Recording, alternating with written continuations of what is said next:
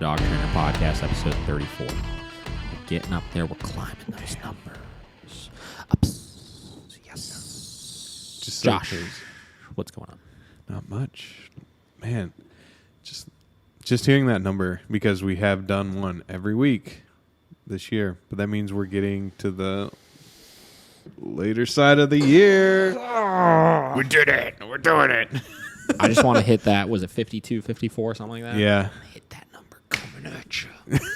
Coming at you. Next January.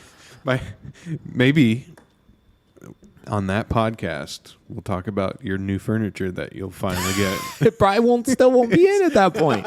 Still won't be in. Yeah. We ordered some new furniture for the house. Yeah. A couch and a sofa and a I believe called a love seat. Yeah. It's going to take, I think, 21 weeks to come in. Estimated time, 21 weeks. Unbelievable. Almost as long as we've been doing the podcast. Dude, it's crazy. We're going into everywhere. We're in like West Elm. We're in Crate and Barrel. We're in this place, that place. We had some places telling us 8 to 10 months. Some places were telling us 8 to 10 months for delivery time. Damn. How can you be that backordered? That is bonkers. Oh, dude. Bonkers. That's crazy. Almost a year wait. I'm glad you didn't go with whoever that was. I'm just, it's one of those things like we were back and forth on it. Like, do we want to wait that long? Yeah. This, that. But the problem is, like, the longer we wait, like, I don't anticipate it anytime soon catching up, you know? Yeah. That's so strange. Because, like, you have a factory. Like, I don't know how long it takes to turn around a sofa, I guess. I do not fully, this is my own ignorance, I do not fully understand some of the shortages happening right now. You know? Yeah. Like, just some of them. Some of them seem just I guess they were closed for a while. They get backed up with that kind of stuff and lack of staffing coming back. I mean, it makes sense. I do understand it, I guess. Yeah. But, like, it's hard to wrap my head around how backed up some things are right now. Yeah. You know? And then I guess you got to think all those stimulus checks probably got turned into Higher some purchases. furniture. Yeah, higher purchases. 100%. Everybody wanted to upgrade their houses, get that big old sofa. Yeah, So you can really stretch out and work from home on that thing. Yeah. Is there a difference? Increase productivity. Is there a difference between a couch and a sofa? I believe a sofa is another word for a couch, if I'm not mistaken. Okay. I didn't know. I could be wrong. Sofa was just like bigger so you could lounge on it, and a couch is more like the standard small. I don't believe so. Okay. I'm not a furniture expert, though. Yeah, we're going to get furniture experts yelling at us now. Yeah. Well, here we are. Podcast, freshly back from our 3-week wedding extravaganza. Is done. It's done. We're past it. Bachelor party, wedding reception number 1, wedding reception in Connecticut, some travel in between. It's been a long couple weeks. Yeah. So you know what that means? This is my second day back at it here right now, which means I don't know how to talk about dogs anymore, which means we're going to figure it out on the fly. Hey, and somehow in between all of that, we made podcasts. We did manage to. And we made our first business podcast, technically. We got more coming up soon. Doobie, what's new? Well, so I met with Diamond Kosher Salt. Yes. And hashed out a good plan. Nice. They're going to be sending me a huge box full of salt, basically, with all their products. And hopefully in 2 weeks it'll be here, and then I'll be doing photos for them. Went to Mayhall's, did some brunch photos with Parky. Yeah. Oh, my God. Listen. Bananas Foster French toast. Sounds great. So good. It sounds great. Yeah. I love Bananas Foster is my go-to ice cream flavor. Dude. Or banana cream pie. I just like bananas a lot. Yeah, I do too. And then when he brought that out, I was like, I didn't know this was on the menu. He's like, oh, yeah. And then my second favorite thing was he had a chicken and waffle sandwich, but he made this like spicy syrup. He takes like the ancho chilies, I think it is, and he like reduces them down. Yeah. And then puts the maple syrup in and boils it in it for a little bit. I had jalapeno syrup recently, and it was probably very similar. Dude, very good. Oh, so good. I don't know what it is. It's Can't be eating that stuff, Josh. I know. Well, I take photos of it and it's there. Gotta sample it. Yeah. I understand. I'm just letting you know that it's amazing. I like it. So whenever you can eat that again, you should definitely try out their brunch because it was pretty good. I love it. But yeah, other than that, another week. Another week at it. Yep. Nothing is different on my end. Like I said, I've been out of town for the last 7 days, or just not. I should say not in the office for the last 7 days. Little wrap up wedding related things. The facility did not burn down, which is fantastic. Yeah. They always say that the further away you go, the more serious the problems happen. Yeah. I remember that from when I was in Heights Canine. When I coined Heights Canine, I was in Italy for a week, and I'll tell you, the world just about exploded when I was in Italy. This would have been, this would have been like the Tim and Anna and Taylor days, like when all of us kind of collectively worked. So this would have been about 5 years ago, probably. Yeah. You would have thought a bomb went off in Cleveland, like a nuclear explosion happened that just made everybody go crazy and made everything completely stop working. I see. I feel like I constantly have PTSD from that. Yeah. So now you always are worried when you go somewhere. Every time I go somewhere, I'm like, God, what's going to happen? But luckily, we have a good team. Yeah. We have a phenomenal leadership department. Yeah. You know, phenomenal people that are in charge of things that keep things going. And they keep it on track. Got that culture. We got the culture. We're going for the culture. Now, okay, so what's that pizza place that you guys, like you and Kate both are just posting? Well, listen, there's a couple. Okay. Right? If you're not familiar with the One Bite Pizza reviews, Barstool Sports does, Dave Portnoy, right? Okay. Do you know what it is? Yeah, I know. Yeah, I mean, it's very, very One bite, popular. you know the rules. One bite, everybody knows the rules. Yeah. Right? So whatever. So he's the self-proclaimed pizza god of sorts, right? Okay. He's reviewed, like, virtually every pizza in the country. Yeah. Like, legitimately. Like, he's done one every single day, I think, for, like, 3 years or something. That's crazy. It's a lot of different pizza places, right?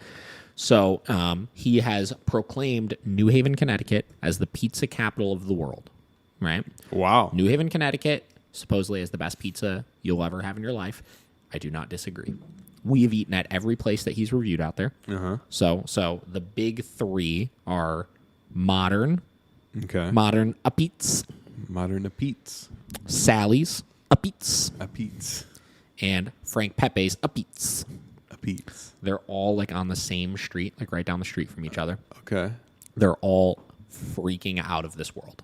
Really? Out of this world. There's another one called Zoo Parties as well. It's in West Haven, technically, that he reviewed as well. On par with those three, in my opinion. So every time we go out there, we try to eat as many pizzas as we can. I mean, we legitimately, we ate pizza every single day that we were in Connecticut, I think. And for our wedding reception thing that we had that was in her mother's backyard, which we had 50, 60 people at it, she got a pizza truck to come. Oh, man. That was New Haven style pizza. Out of this world. Very, very good. Yeah. So we ate a lot of pizza. But those three places, man, so good. It's so thin, It's like paper thin. So is that the New Haven style? Is like a kind of, yeah. It's a very thin coal-fired pizza. So very thin, very crispy. And we always ask for them a little extra well done, and then you get those bubbles. Yeah. You know the bubbles in the crust. Yeah. Very thin, crispy little little crunch. Ooh, damn. Dude, it's out of this world. So it's so freaking So good. actually, you would rather have the pizza than a lobster roll. Well, I mean, listen. I mean, we ate a lot of lobster rolls as well, right? Actually, we got lobster rolls for the wedding reception as well as pizza and lobster rolls. That's what we wanted, right? Obviously. I mean, makes sense. So we had all this extra lobster that we took back, and yesterday for lunch, I had 3 lobster rolls.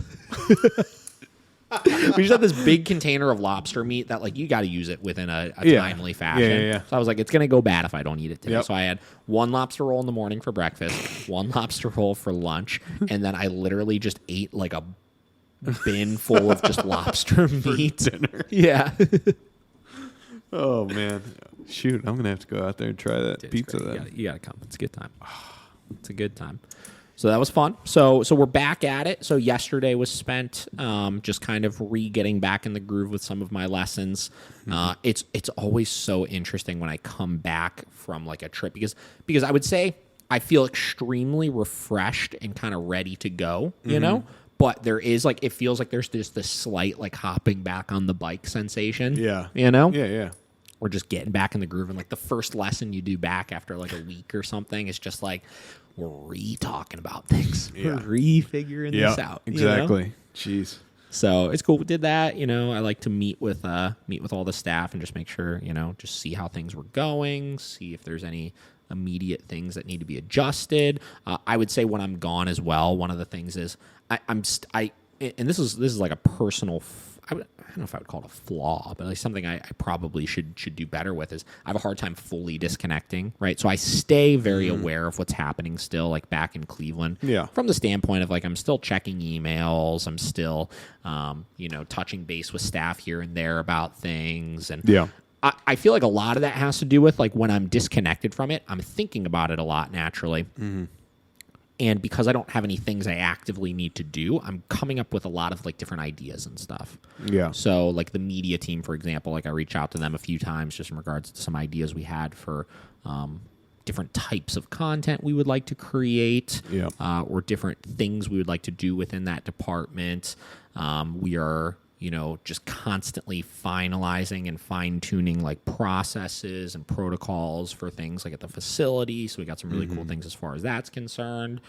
We are finally, this is something I'm really proud of, we are finally offering for all full-time staff PTO benefits on top of everything else. Nice. Which is really cool. You know, I'm sure I told you, I think it was maybe a year and a half ago, something like that. We weren't having a lot of like employee like retention issues or anything like that. But I remember like I became incredibly aware throughout the pandemic how much of a pain in the ass it is to replace people, no matter how large of a role or small of a role it is within the facility, you know?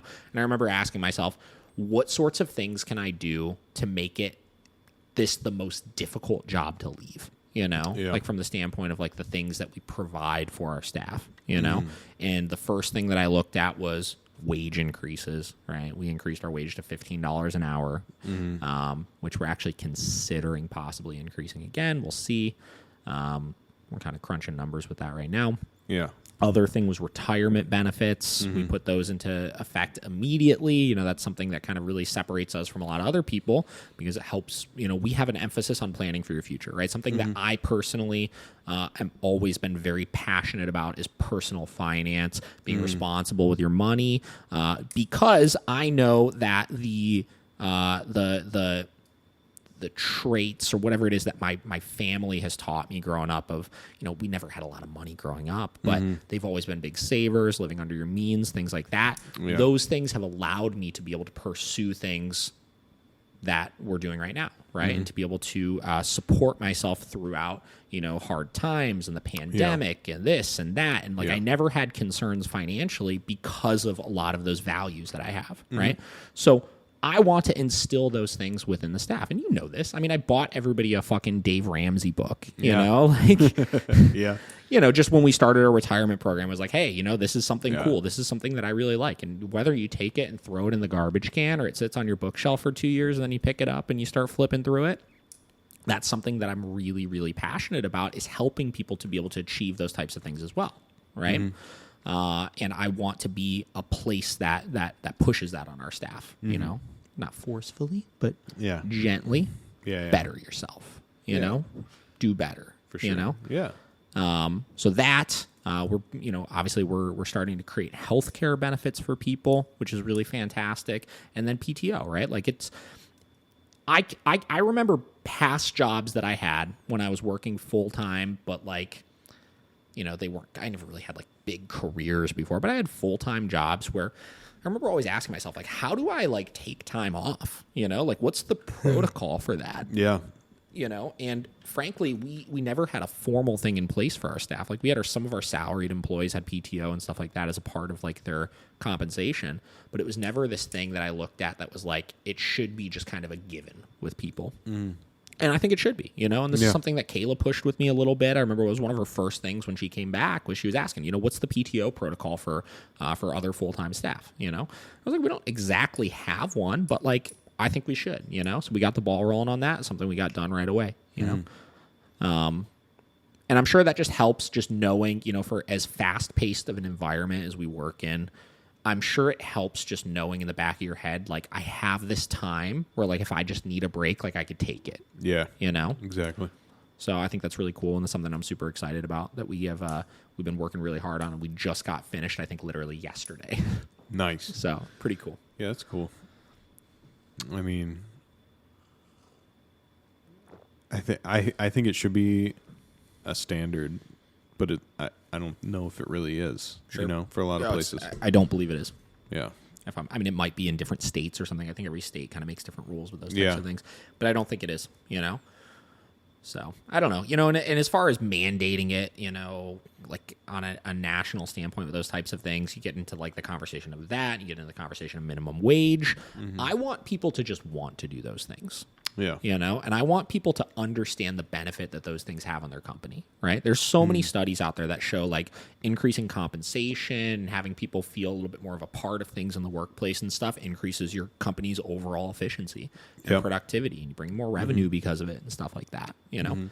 And we've seen that firsthand, you know, like we've, you know, done gradual increases, but I've always strived to pay more than what your average dog training or boarding kennel will, you know, because again, I look at personally what I want, you know, like money is an important thing for people, right? And compensation and stuff like that, and the different types of benefits and stuff like that. They're very, very important. And if I were looking right now and owning a business was not an option and I was looking for an employer, right, I would want to be somewhere that I felt I could absolutely grow within that company, right? So I wasn't just going to be like, your pieces put in, you know, like you're in the puzzle, right?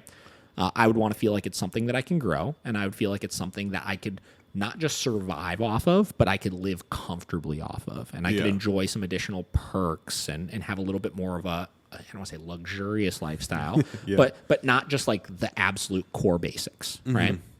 And so many people are so passionate about the dog training industry and about dogs in general. People love it. And you look at like rescues and stuff like that, and people that are just volunteers at shelters, and look at how much work people put in. Look at how hardworking they are because they're so passionate about that industry. And there's no part of that industry anywhere that can compensate you well for it, right? So you put in so much hard work and so much effort, and it just makes it so much more grueling on the person knowing that they can't support themselves doing it, you know? And I know firsthand that dog training is a lucrative industry, right? I know from all of my colleagues and stuff like that, and all of the dog training coaches out there that are like, make six figures fast and this and that. I know you can make a lot of money doing it. And it's unfair to say that the people that aren't in the ownership position can't equally benefit off of that. You know, there is enough money in that industry to be able to support your people, you know? And especially when you're in a position where you want to grow something, and scale something, you have to make sure those people are very, very committed. And the only way you'll get that is if they feel like they have a legitimate career within that company. Yeah.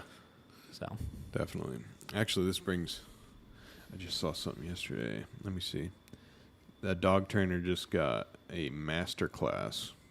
Oh, I know who you're talking about. There's been one for a while, I believe. Yeah, but I think this is new. Is it a different one? It's the one I'm thinking of. It's this Hollywood celebrity dog, or he's like a movie dog trainer, I believe.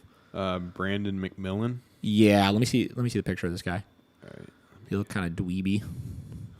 Yeah. So who's that guy? I'm not super familiar with him, but I remember when I was on Dave Putman's podcast. Okay. Dave was talking about him a little bit, and I guess he has a podcast as well. This Brandon McMillan guy. Okay. And if I'm not mistaken, he is a celebrity dog trainer for like movies and stuff. So he'll train dogs to be in movies, you know, and that's kind of what he specializes in. Okay.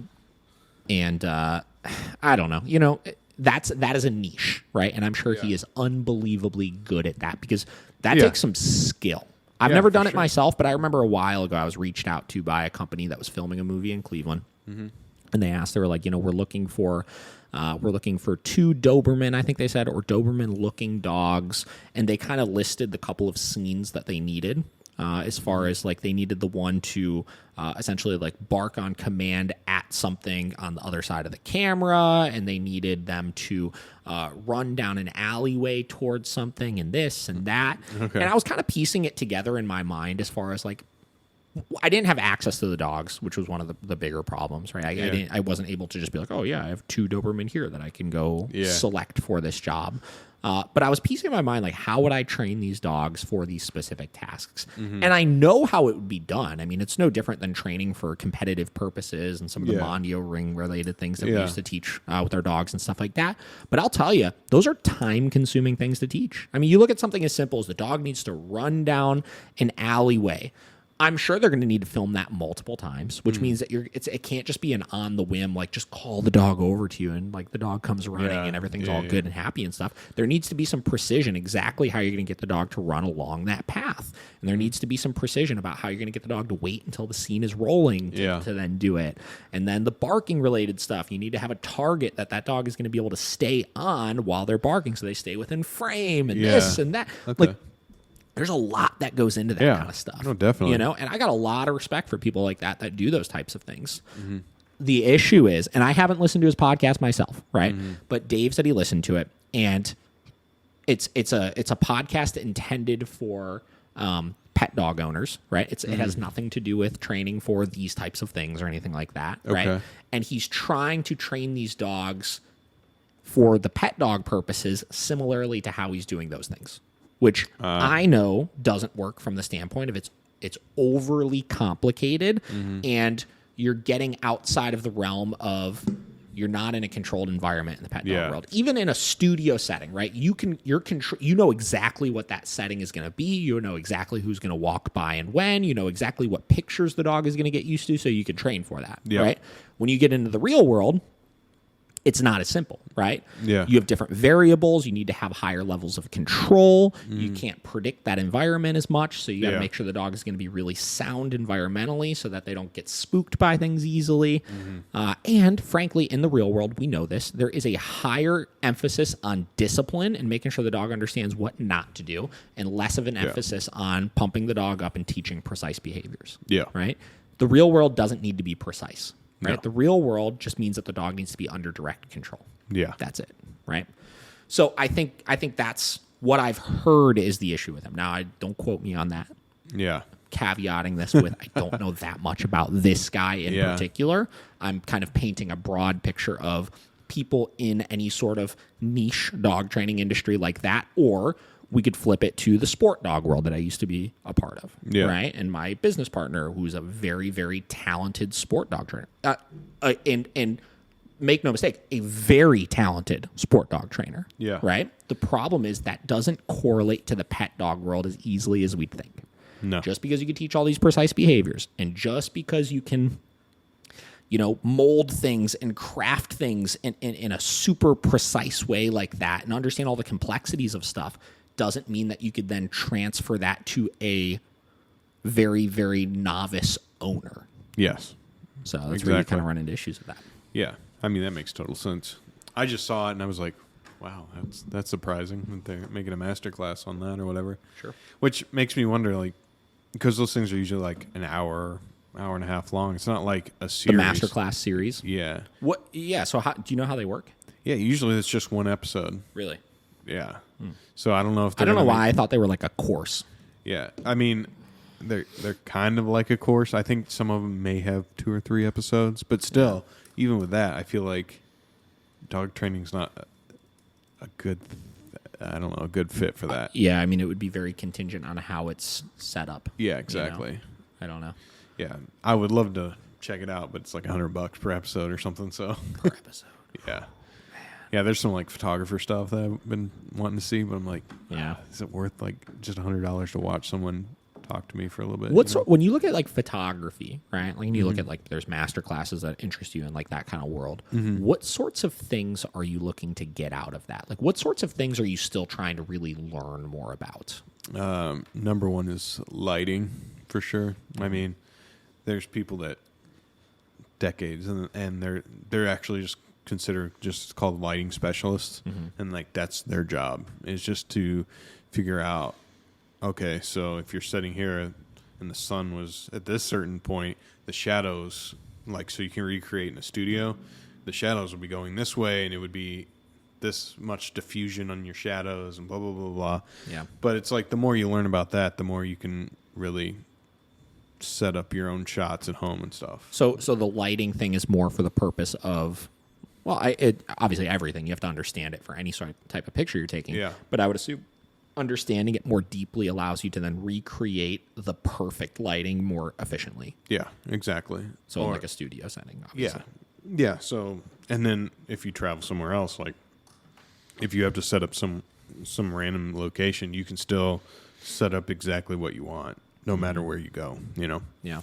And it's stuff like that. And then also there's like editing courses and stuff like that. I mean, editing is always interesting to me. Yeah, you know, I remember, I'm not a photography expert, obviously, but I used to like be very intrigued by it. You know, I bought a DSLR camera. I got Lightroom and Photoshop on my computer, and I would like to, just in my free time, this is before I was actually formally training dogs, but I would take Vera.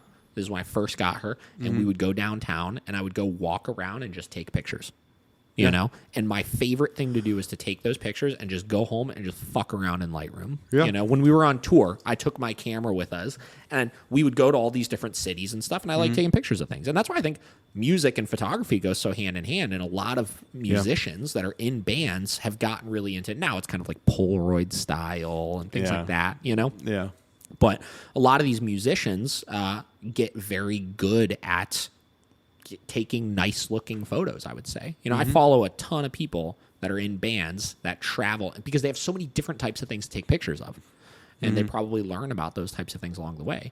Yeah. But editing was always the most interesting thing to me. I would sit at Lightroom for hours, dude, and just move sliders and watch YouTube videos. And I had all these different books and stuff I would kind of read about, like using it and, you know, editing for different styles. And I would take a photo I really liked, right?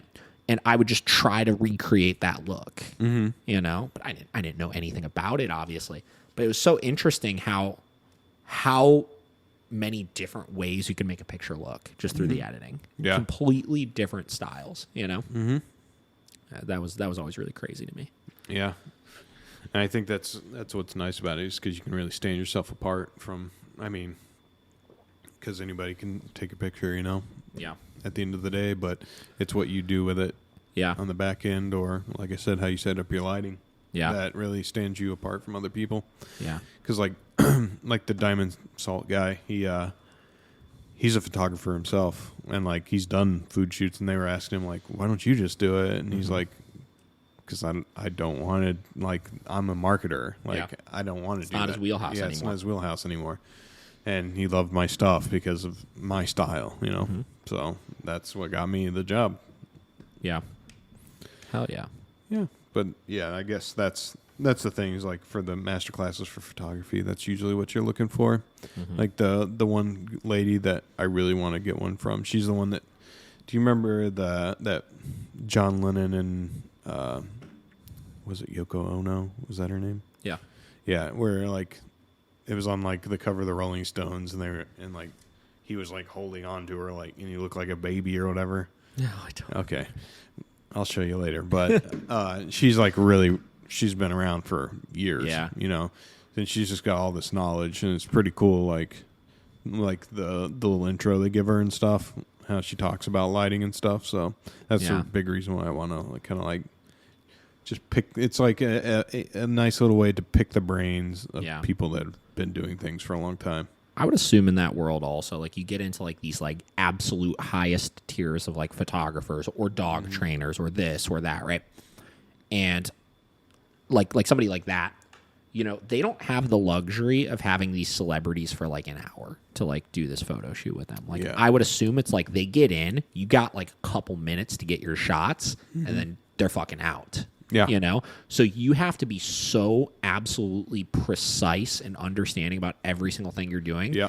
Where you could know without a question of a doubt that photo you take is going to be the one. Yeah. You know, it's going to work. It's going to be great. Exactly. And that's got to take such a level of competency. Oh, yeah. Same with dog training. Like this guy, right? Like from the standpoint of doing dogs for movies, right? Like I don't know enough about that industry to be able to go in and feel confident that like we're going to get this done quickly. Like if the new Transformers movie was coming out and they were like, hey, Steven Spielberg was like, hey, David, I need you to train this dog to do this thing. I wouldn't be the right person for that job because they're going to need such a degree of precision behind what they're doing. They need somebody that's experienced enough with that. Exactly.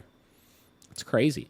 For other things, like everybody's got their wheelhouse, but when it comes to like behavioral work, right? One thing that I absolutely love doing is when I assist with, let's say, a lesson with one of our staff members, if there's a more serious behavioral issue or this or that. And because I've been doing this for so long now, and because I've had so much experience with different types of dogs, I can immediately go into the situation, look at it, understand where the problem lies, show them exactly where that adjustment needs to be made, and it can be done fast and painlessly. And I feel like it's cool when you see everybody in their individual craft and their ability to do those types of things. With any industry. Recording studios, right? We both have worked with really good recorders before, right? Where you go in and you watch them work, and they're just so fast with things. Like it's like, oh, that little thing, we want changed or whatever. It's like, done, no thinking even about it. Yeah, exactly. It's pretty cool. Yeah, you look at this is why you're paying people for this stuff. Yeah, exactly. I think it's a cool point too that you bring up, that there is that difference in the dog training world as well. There's like different wheelhouses where a lot of people I think there is a blanket feeling on it that, oh, it's just training dogs. No, it's different applications. It is just training dogs from the standpoint of it's all the same concepts as far as how you get there. The problem is the nuances involved with the specific subject get different. That's true. You know? And that's where it gets more complicated, I think. Yeah. All right. So, all that aside here, we're going to start getting into the potatoes and meat of today's episode. The old potatoes and meat. Also, this podcast is sponsored by Revolutionary Canine. A well-rounded dog is a happy dog. Thanks, Chris. Chris owns Revolutionary Canine down in the Atlanta, Georgia area. Hit him up for all your dog training needs. I'll tell you, quick shout out to him. Dude is absolutely killing it right now. I don't know if you follow him on Instagram or not, but Chris Morrill or something like that, I believe is his last name. Chris, in beginning of 2018, maybe reached out to me at a new dog training business. He formerly owned a gym, sold his gym, wanted to get into training dogs, always really enjoyed it. And in the last, now coming up on 4 years, has grown this business to a point that I would never have expected. I mean, he was just a junior novice dog trainer at the time, And he was asking me, I remember, how do I get more clients? How do I make more money? This, that. He's trying to figure out all the ins and outs of things. And I tried to share what little knowledge I had at the time. And he's just killed it. Like, he's made a presence for himself on Instagram. He's created a fantastic community. He does a lot of bite work and stuff down there, which he's really passionate about, and is just doing a fantastic job. So, the dog training industry, it's very big, but it's also very small, where a lot of us know each other. And one of my favorite things is when I meet or interact with really phenomenal trainers around the country so that I could refer people. Like, we have a lot of clients that not only move from Cleveland to other states, and they're like, hey, who do I trust with my dog, right? Or just people that have followed us from around the country that ask for assistance with other people. And there are a lot of really awesome people that I would refer in a heartbeat, and they are one of them. Go, Chris. We should have him on sometime. Yeah, that'd be sweet. Hey, make that trip up, buddy. Dude, he keeps telling me he wants to come up. It's been probably a couple months since I talked to him. But okay, so we're going to get into back to the art of raising a puppy. So obviously, the last couple of podcasts, we haven't really got into this a whole lot. We're going to skip ahead a little bit because the next chapter we didn't go over is really, really freaking long. And the problem is it's a training-specific chapter, right? So it's where they get into, and we had talked about before we were going to read it, we're going to kind of get into what we agree with and disagree with. The problem is because it's so long, because I already know so much about their training style, I know a majority of it is going to be dated, and I know a majority of it is going to be stuff I disagree with, and I don't want to just like be repeatedly over and over and over again being like, yeah, but this is wrong, yeah, but this is wrong, yeah, but this is wrong. Because it's not wrong, it's just a very old style of training. So the monks originally used a very similar style to that of the Keeler method of dog training. So the Keeler method, for those people that don't know, is a old school dog training method that was very based around the choke chain, right? And using leash corrections and leash pressure in order to teach different things. Now, just because I say choke chain doesn't necessarily mean it was, you know, the most unbelievably heavy-handed method in the world, but there wasn't that much of a scientific specific way around a lot of the things that they were doing. They had very clear processes, like the Keeler method of dog training. There's a book you could buy that's very thorough, very detailed, and if you follow it like T for T for T, you're going to get a relatively well-trained dog, but I don't think it's as efficient with solving some of the common behavioral issues that you'll see nowadays as some of the more modern methods. Are there still people that use that method? There are people out there that are just Keeler fanatics that have been doing it forever that just think it is the end-all, be-all of dog training, you know? Yeah. I don't know. You know, again, I'm not saying it's wrong. I'm not saying it's the worst that I've ever seen in my life. But if you're going to follow it to a T, the problem is you're going to run into a lot of dogs that you need to be extremely heavy-handed with because it's not the right method for them, in my opinion. Gotcha. You know? Yeah. And that's where it goes wrong, I think, is it'll work great for some dogs, I'm sure. But other dogs that are a little bit more dominant, a little bit more headstrong, it winds up turning into just a battle of, like, will, you know, and it's not as fun, I don't think. Yeah, and they don't ever deviate, I'm guessing. Not really, no, because it's kind of one of those like trust the process, it'll work kind of thing, which I understand. You know, like I'm very much that way as well, but there are a lot of little adjustments here and there that I'll make to my program based on the dog that comes in. Yeah. So Okay. All right, so we're gonna skip that chapter. We're gonna go ahead to chapter 17. Which is discipline and common puppy problems. I think this is really what everybody is looking for anyways. So I want to talk about some common puppy problems. And this one we'll see what we agree with, what we disagree with. Because I'm sure this is going to be a little bit more kind of philosophy and stuff like that than anything. Yeah. So, all right, let's get into it here. Discipline and common puppy problems. No matter how well-behaved your puppy is, it is entirely normal for occasions to arise when discipline is necessary to correct bad behavior. Much like children, pups, aside from simply not knowing any better, go through bratty episodes when they vie with you for leadership, testing to see how much they could assert themselves. In such circumstance, you must respond correctly as a convincing pack leader, letting your puppy know in a straightforward manner the error of his ways. Too often, new owners let bad behavior go unchecked, unintentionally allowing it to evolve into something more serious. This usually happens because they're uncertain as to what constitutes legitimate discipline for a pup and are afraid of being abusive in any way. The unfortunate result is a spoiled, willful puppy. Strong first start, right? And this gets into, people ask, when does training start with my dog? Training starts immediately. I think I said in my aggressive dog handbook I made, every interaction that you have with your dog is training and can be leveraged. Who will be leveraging it? You or the dog? Very true, right? You need to be prepared as soon as you... One thing that I'll tell people very commonly is before you bring a puppy into your house, have a clear picture of what is acceptable and what is not acceptable before you bring the dog into the house. Because here's what's going to happen if you don't do that. Dog's going to come into the house. Dog's going to be jumping on you. Dog's going to be mouthing you. Dog's going to be picking things up off of the ground. Dog's going to be getting on your furniture. Dog's going to be sniffing around the trash can. They're going to be going into different rooms and exploring and doing all of these different things. And if you don't have a clear picture of this is okay, this isn't okay, this is okay, this isn't okay, you're going to allow the dog to do all of those things with no communication or information done from you because you're going to be caught off guard. Yeah. Or if you have that clear picture of what's acceptable, what's not acceptable, and you go into that situation with a leash on the dog to be able to stop them as soon as they try to go into the room that you don't want them in, stop them from getting onto the furniture right away the very first time they try to get onto it, setting that tone right away that this is not going to become a habit, to be able to block the mouthing, to be able to stop the jumping, to make sure you're only praising the dog when they're calm and doing things that are okay.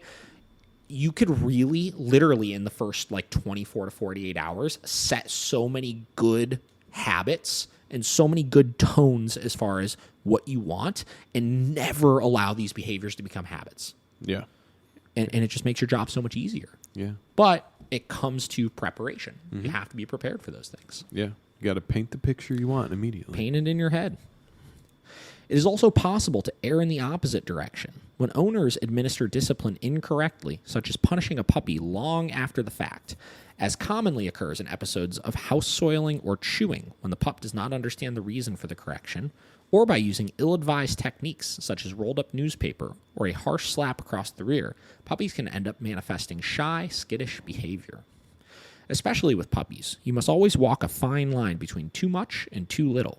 What makes discipline such a difficult topic to address is that it varies according to the circumstance. No book can tell you the precise correction to use in each particular situation. We could offer only guidelines, which you must then apply to your own puppy. As we have emphasized, each pup is an individual, and what may be appropriate for one puppy may be excessive for another. The real starting point for understanding discipline is for you to know your puppy, to be able to read his body language, and get a feel for how he responds to correction. Then you could proceed intelligently, using only as much force as necessary to make your point, without losing self-control. Another good one. Again, we get into the conversation of, what's the appropriate level on my e-collar? What's the appropriate form of correction? And we say, whatever your dog believes, right? Whatever your dog is motivated by, which will change every single dog and which will change by every single situation. So all you could do is ask yourself every time you discipline your puppy, did my dog, or your dog, I should say, did my dog care too much about that correction, too little about that correction, or just right? And only you knowing your dog can answer that question, but you have to be able to take a step back and answer it very, very honestly if you want this to be effective. Yep. This is why we recommend disciplinary techniques that mimic those your pup would receive in a natural setting, particularly from his mother or a senior pack member.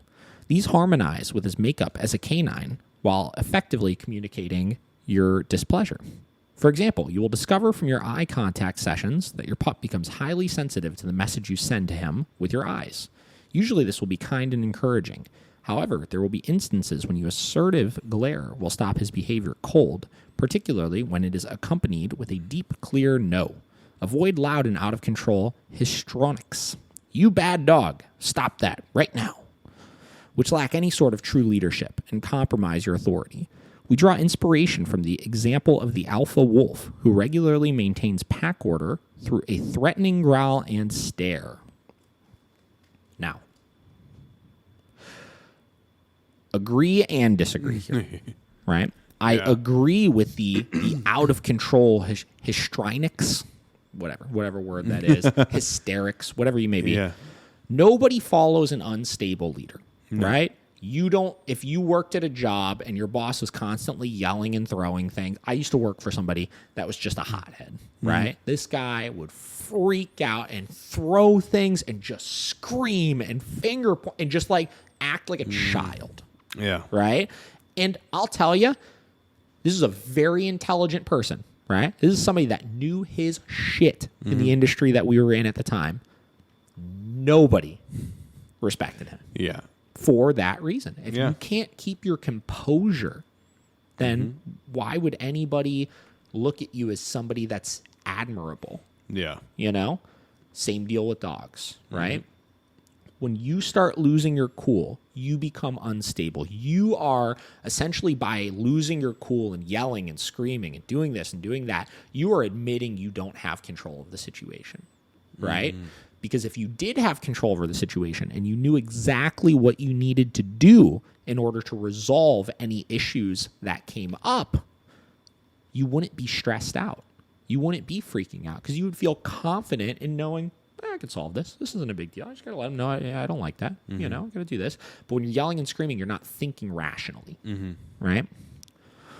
So now where I disagree, I don't think that dogs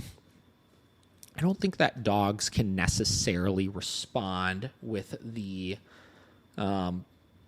the intense, the intensity of like the eye contact and stuff like that, like they can from another dog. Yeah. I just haven't seen it be the case. I haven't seen it be as effective, which is why we need to create some of these man-made ways in order to do these things. Yeah. Right? I don't think stuff is simple. It's like, I make eye contact with you, and suddenly, they're like, oh, I shouldn't do that. Blah, blah, blah. Yeah. So, whatever. I think the energy behind it is correct. I think, you get into this, it's a little less correct with the staring and stuff. All right.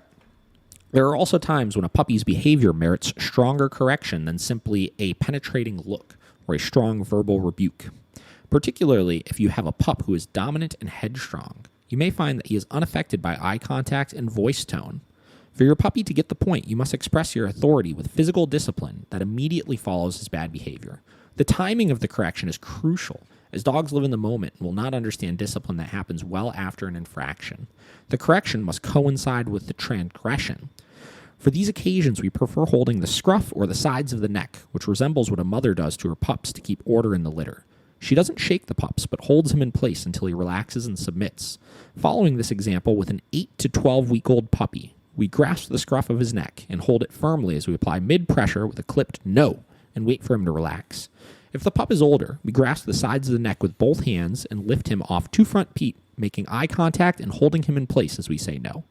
If your pup has advanced in his obedience work enough to understand down, follow up your discipline immediately with a down stay, since that position expresses submission and effectively reinforces your dominance. Also remember, never to use your pup's name in conjunction with a correction or discipline. It is much more helpful to keep his name associated with something positive. What do you think about that? Look him in the eyes when you scruff him. Listen. This is where you get into the problem with old school training methods, right? Again, I will go over the benefit of the doubt here and then why it's slightly incorrect. Okay. You doing all of these dominating things, right?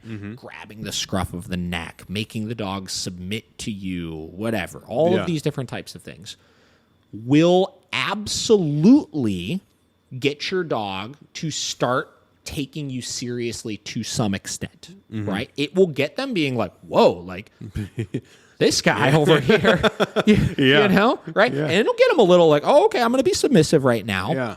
The problem is I don't believe that anything about these methods is going to be precise from the standpoint of letting them know exactly what they're getting corrected for.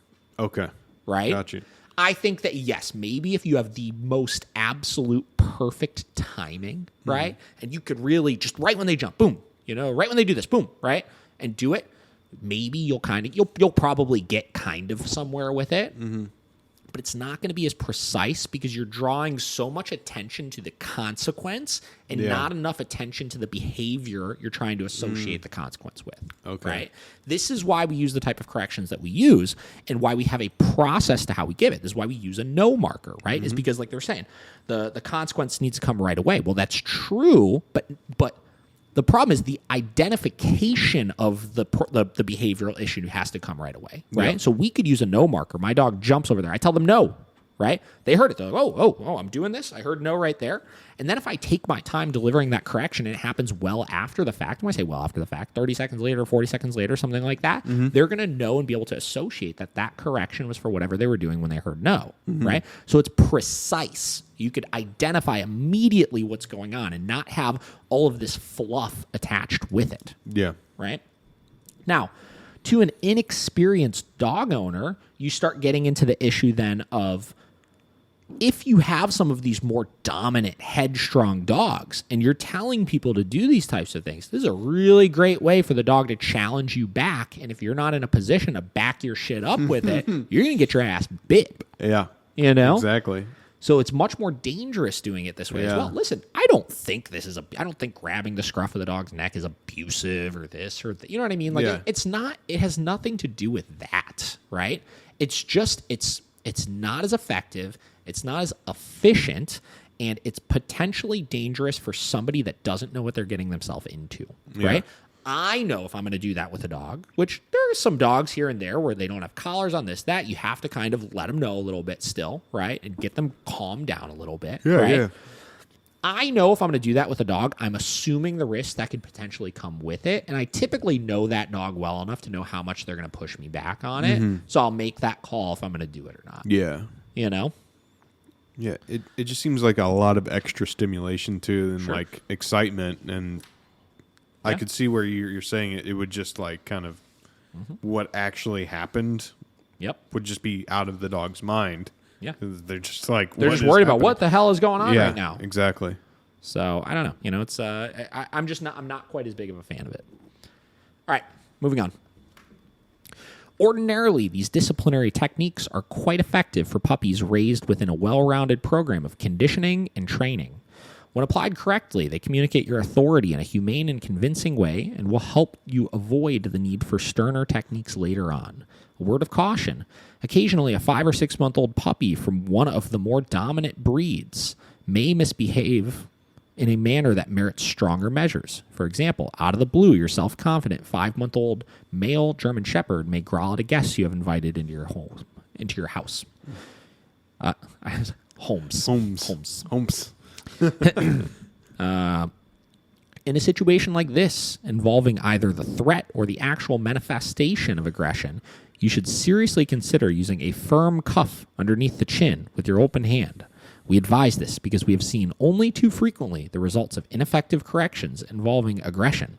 The behavior escalates, and the real problem occur. Better to nip it in the bud. Again, we get into more effective ways to do this. Yeah. Right? At this point, you're starting to get into a true battle of physical strength with a dog. Yeah. Right? And we already know this just based on using e-collars and prong collars and all this kind of stuff. Dogs' pain thresholds is so much different than ours, right? It's so much different. You start getting into using physical correction and stuff like that. They get calloused up to that stuff so much. Dogs don't give a shit about it. They really don't. And if anything, all you're relying on by doing those types of things is potentially scaring the dog, right? Yeah. Which, sure, fear is a powerful thing. We've talked about that before. It's a very strong motivator, right? But it's such an imprecise form of correction. Yeah. Right? Exactly. The only reason why I think some people still will kind of push this kind of stuff is because we talk a lot about training being very relationship-based and the dog really needing to respect us as the person. I think that this kind of stuff, it's black and white that it's coming from you, right? You are kind of establishing yourself in those types of situations. It's just not the safest or the most effective. Yep. To make this correction effectively, you must anchor your dog in a sitting position with your left hand holding his collar. As you make eye contact, cuff the underside of his mouth with your open right hand, rapping him sharply several times as you say no. The discipline should be firm enough to elicit a short yelp, and it is best to follow up immediately with an obedience command or sequence that reinforces your authority. After that, over the course of several weeks, you should stage mock scenarios that give your pup the chance to learn how he's supposed to act in such situations. By reinforcing correct behavior with generous praise, you establish a healthy pattern for him to follow that curtails aggressive actions. Take the aggression seriously, but do it in a better way. Yes. I mean, that just kind of goes on what we just talked about here. Yes. Now, you do want to, if you start noticing issues like that, you do want to stage mock scenarios. You do want to repeat that drill repeatedly with however you're going to be doing it. Yeah. But post-training, we're able to do that more effectively with, say, our bed say, right? Guest comes into the house. If my dog is used to being up and doing whatever they want and growling at them, guest comes in, I put my dog on the bed. My dog doesn't do it because they're distracted by the person and potentially growling. They get a correction for not doing that they care enough about, typically with something that's going to be more effective and much less physically dominant. Yeah. They'll get the point. They go to their bed. We repeat that drill repeatedly. This is how we work through this.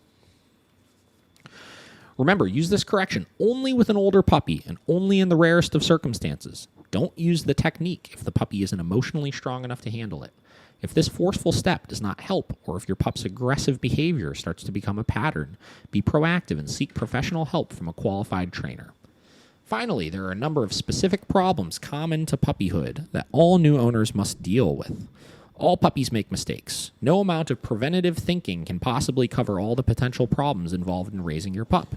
Because he is still young and immature, your puppy will, at times, behave in ways that annoy and irritate you. When these inevitabilities occur, you must be careful to respond with understanding and balance, avoiding either a passive, he'll eventually grow out of it attitude, or a put the baby to sleep with a sledgehammer type of solution. Never heard that before. They said that? Yeah. Wow. Okay. Jesus. Baby Both of these extremes only make matters worse. Instead, by following a more moderate course, blending prevention with correction, you could change unwanted behavior in a manner that is properly suited to your puppy's young age. Here it is important to distinguish puppy problems from the more serious behavioral issues characteristic of older dogs. Unlike deeply ingrained neurotic behavior that requires professional help to treat, most puppy problems are entirely normal. That is, they are a result of your pup being a young canine and acting inappropriately within your domestic context. For example, it is perfectly natural for a dog to bark, chew, bite, play, dig, jump, and urinate. This is the definition of being a dog. The difficulty comes when these activities are not channeled to fit our domestic situation. Your pup has no innate idea how to behave in your household. He will simply do what comes naturally. Since you are the one who introduced your puppy into your home, it is your responsibility to teach him how to act and to help him learn from his experiences. This is much easier to do while he is a puppy before issues become more serious. In the following sections, we will consider a number of typical puppy problems and offer you some effective and humane suggestions for resolving them. So last part, they start getting into the idea of management while you're working through these things. Right? Yeah. I always say the end goal with any dog is to have a dog you don't need to micromanage. We want a dog that we could get to do virtually anything, right? Like, and not need constant direction. When guests come over, they don't jump on them. They're somewhat calm. They don't bark at the window at things. They don't pull you on a leash. They do all these things without needing forever direction, right? Yeah. But we use obedience to manage certain things as we're working through select problems, right? If you're working through socialization with strangers, well, unless we're in a position to work on that very effectively, we need to be able to keep the dog isolated away from them, but still under control. If you're working on not jumping on people in stores, as you're working on that, you need to make sure that the dog is calm and able to ignore those people first, et cetera, et cetera. So that's the purpose of the obedience, and we need to make sure we're managing these things, particularly with puppies, because with puppies, there's so many different, like the example of bringing a puppy in the house I talked about, where they're going to go and try 17 different things. Yep. Well, unless you're in a position to be able to address every single one of those things right then and that second, keeping the dog on a leash when you walk into the house for the first little bit stops 50% of those from even happening, so you don't even have to worry about it. You could focus on a couple of them first. Yeah. So management is everything with this stuff. All right, first one here. Mouthing. As we have seen, puppies use their mouths to explore and investigate everything, especially each other. If you watch a 6-week-old litter of pups at play, you will observe them mouthing and nipping each other continually, chomping on ears, neck, muzzle, legs, or tail, learning how hard they can bite down before their playmate protests.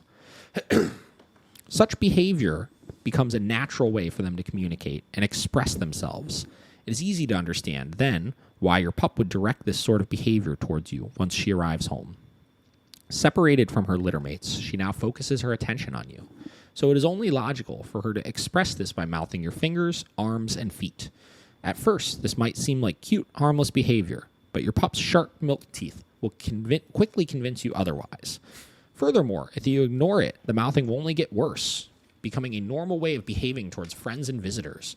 Before this becomes a bad habit, here are several techniques to stop the problem. Step 1. Okay.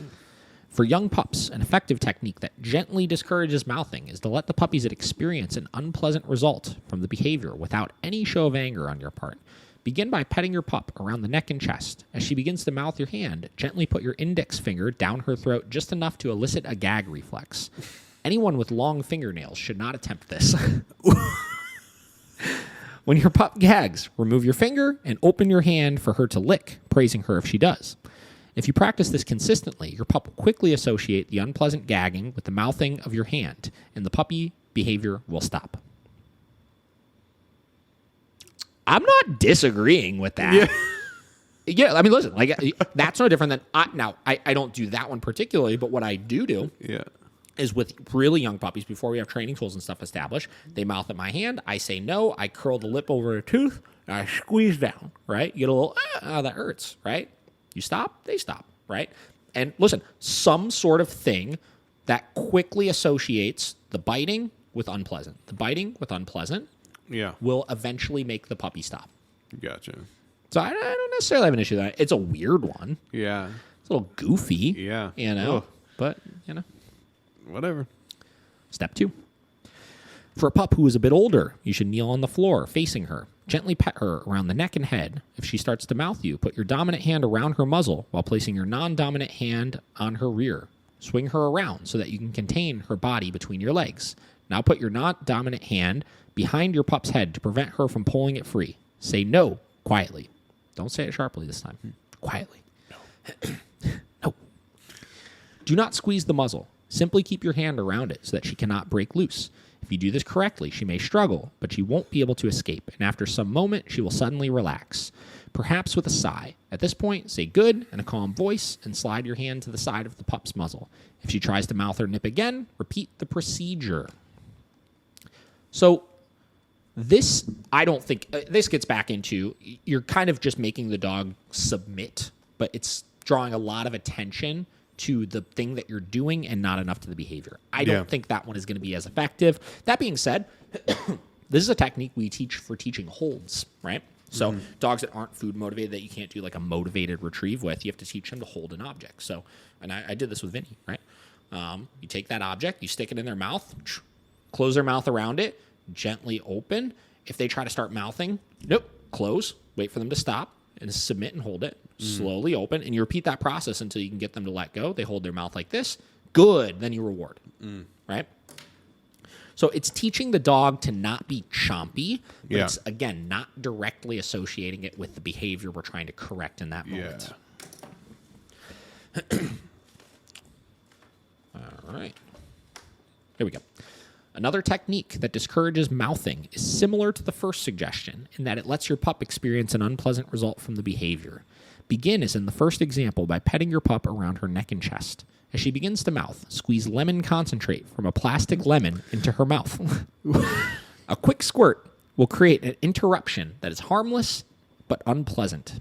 Then simply put some of the lemon juice on your hand and resume petting your pup.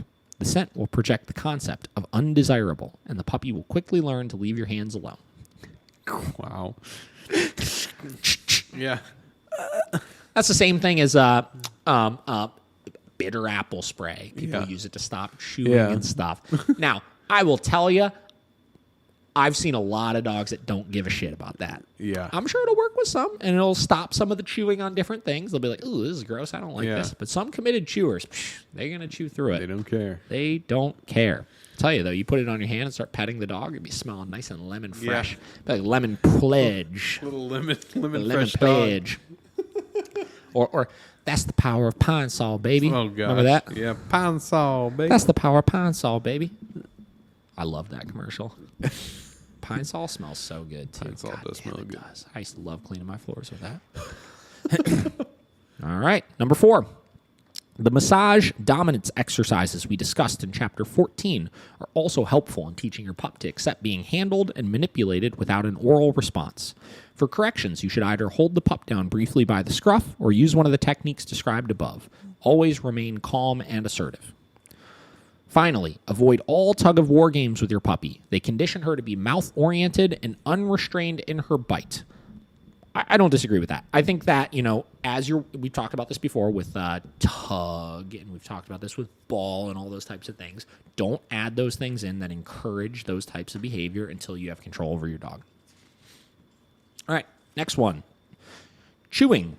Chewing is the flip side of mouthing. Your pup focuses his oral attention on all manners of household objects and personal items, gladly gnawing on whatever is within reach. Puppies are amazingly resourceful. If something can be chewed, your pup will chew it. And there are several good reasons for this. Puppies have a physical need to chew that is associated with the teething process. This begins around 3 months, with the permanent teeth pushing up underneath the puppy teeth, and peaks around 6 to 10 months, when the permanent teeth are set solidly in the jaw. During this period, if your pup does not have something to chew on, he will actively try to find something. This exercise also occupies your pup's attention, relieving boredom and normal puppy tension. A pup can keep himself occupied for hours if he has an object to gnaw on. Hence, rather than waiting for a full-scale problem to develop, you should control your pup's natural inclination to chew by following these guidelines. 1. The first priority in controlling destructive chewing is prevention. Use common sense. Before you ever bring your new pup home, make sure that shoes, socks, books, and other personal items are picked up off the floor, and store valuable objects up and away where they cannot be damaged.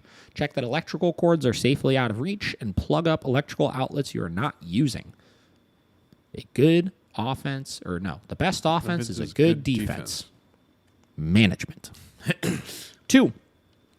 Once you have your pup, you must always be aware of where he is and what he is doing. Take the same attitude you would if you were caring for a baby. If you can't see the dog do it, there's nothing you could do about it. Exactly. So don't leave your puppy unattended. Agree. 3. Whenever you leave your pup unattended for any reason, short or long absences alike, confine him safely in a crate or in a puppy-proofed area. It is astonishing how many clients complain about puppy chewing when they insist on giving their pups free rein of the house while they are away. This is foolish, sentimental thinking. It is completely unrealistic to expect a young puppy not to chew if he is left unconfined and alone in the home. Yeah. Agree. Use a fucking crate. And I tell people, if you're going to take a shower for 15 minutes, put the dog in a fucking crate. Yeah. Foolish. The best offense is a good defense. 4. There should be nothing in the confined area that is easy to chew on, except for one permissible item that belongs to him, such as a nylon bone. Make this item the focus of your pup's chewing to get him accustomed to it. Introduce it right from the start in play sessions and use it as replacement object after he's been corrected for chewing on something inappropriate. We prefer meat-scented nylon bones because they are long-lasted, safe, and non-abrasive to the teeth as are natural hard bones.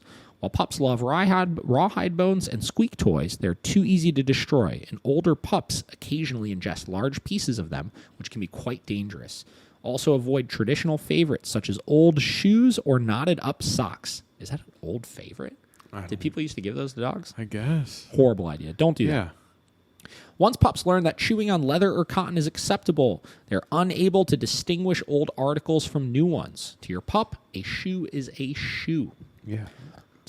It's accurate. Yeah. Don't do it. Just associating chews with your shoes. 5. Before leaving your puppy alone for an extended period of time, roll the nylon bone between your palms for several minutes so that your scent is firmly on it. Then present it to your pup as you leave.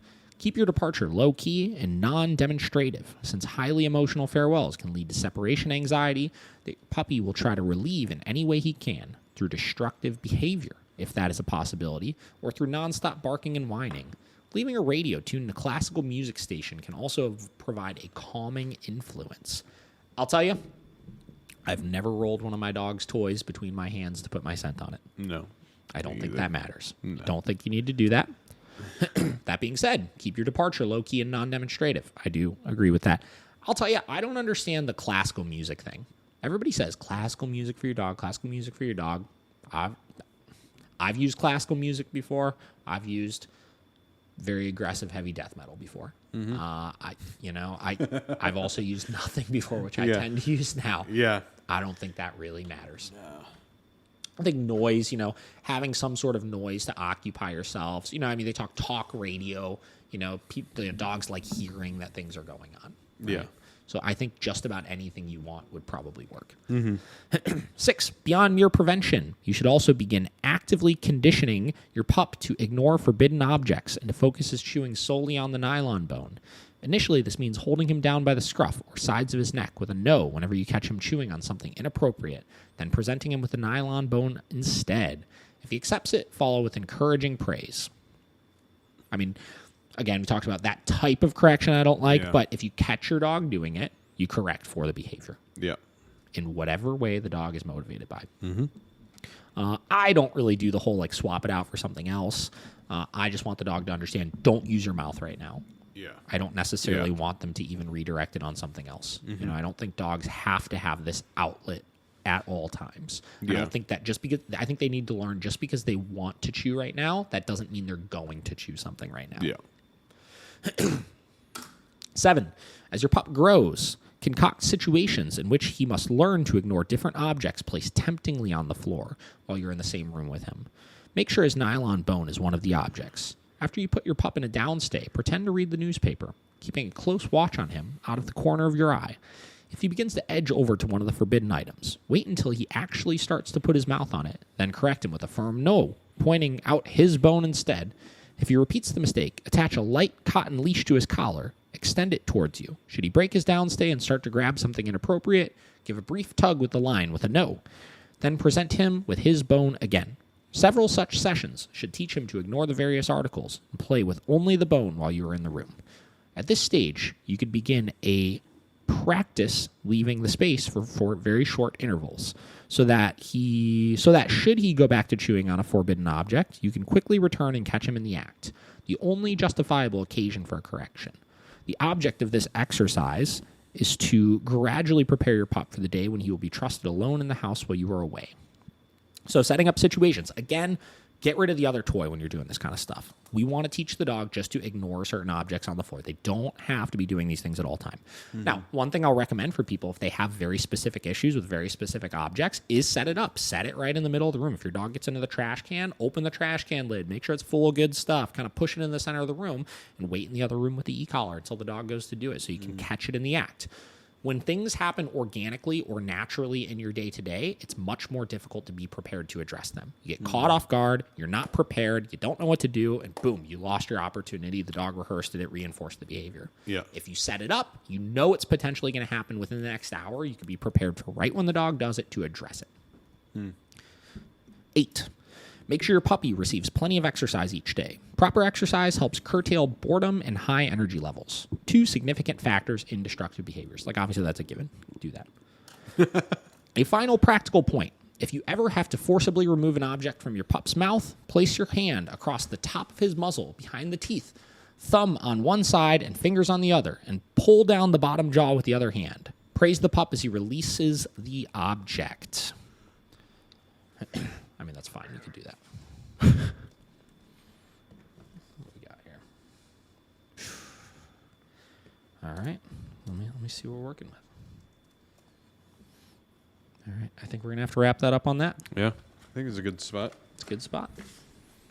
I feel like most of those, except for the excessive handling, are pretty good.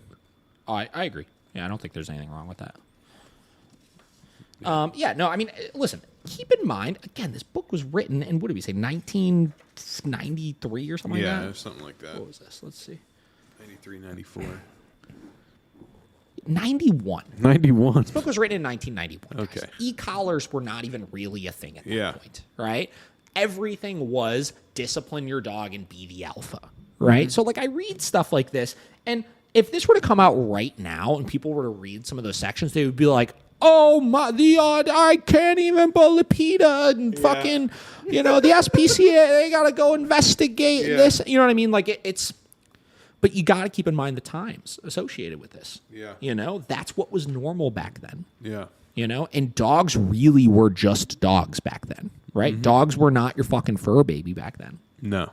So I'm not saying it's something you should be doing right now, but I think it sounds to everybody, it sounds a lot harsher than it actually is, right? The idea is dogs need to understand that there are boundaries associated with things, and there were only so many ways that you can go about doing it, right?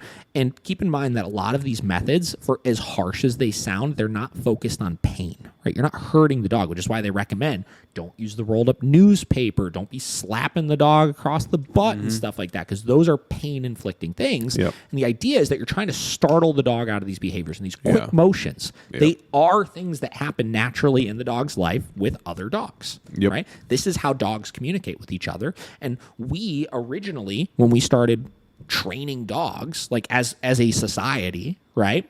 tried to mimic that as much as possible because we did understand very early on in things that the dogs know better than we do. The dogs know how to communicate with each other. And through our observations, we went through a series of trying those types of things and seeing what works and doesn't work, and how did we and it evolved then into more effective, clear methods. Mm-hmm. So whatever. I think it's a great book, and I think there's a lot of lessons to be learned out of it. So heck yeah. What do you think, Josh? I think it was great. It's good stuff. Yeah. We're plugging along. Another great episode. Yep. Man, this is another one. If I had a little bit more time, we could have made this a 2-hour one. We definitely could have. We're going to have a 2-hour one soon. Guys, I promise. Don't worry. All right, Josh. Last notes. Yeah. You can find me at Josh Dobay Productions on Instagram or joshdobayproductions.com. Find me at Miracle Canine Training. Find me at Davidthedogtrainer. Be prepared, because now that my 3-week-long, essentially, mostly vacation is over. Yes. We're good. We're getting back at it. Back in on the grind. We're back on it. So, we'll catch you guys on the flip side. See ya.